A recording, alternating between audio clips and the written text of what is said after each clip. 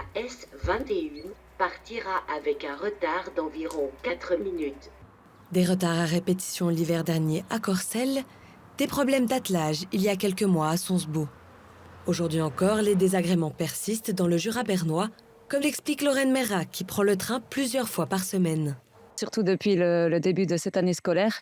Je suis enseignante, du coup je prends le train pour me déplacer au travail. C'était en moyenne 2 fois sur 3 qu'il y avait soit une suppression, soit du retard. Donc ouais, c'est assez compliqué. Encore dernièrement, la semaine passée, avec un retard de 15-20 minutes et du coup des correspondances qui n'attendent pas. Pour que des mesures soient prises, la Conférence régionale des transports, le CJB et Jura bernois.bienne ont listé ces différents problèmes.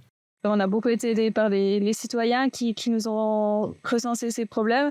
Et du coup, ça permet d'avoir des mesures qui sont ciblées puisqu'on sait quel tel problème intervenait à tel moment. Donc c'est ça qui pose problème, etc.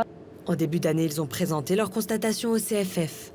Contactés par écrit, ils indiquent suivre de près la qualité du service dans le Jura bernois. La qualité dans le Jura bernois était parfois inférieure à la moyenne dans les domaines de la ponctualité des trains, de la propreté dans les trains et de l'information à la clientèle. C'est pour cette raison qu'une task force a été mise sur pied. Une task force qui a permis de mettre en place différentes mesures depuis 2023, réparation des aiguillages, formation continue dans différents domaines pour les collaborateurs et collaboratrices, ou encore une meilleure propreté dans les trains. Un monitoring qui est prévu au niveau mensuel, donc un suivi avec le canton, la région, les CFF pour voir l'évolution de ces mesures.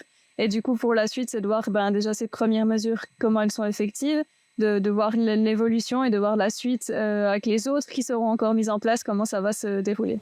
D'après Fanny Faron, il est encore trop tôt pour constater une amélioration de la situation. D'autres mesures suivront notamment concernant l'attelage à Sonsbeau-Sombeval.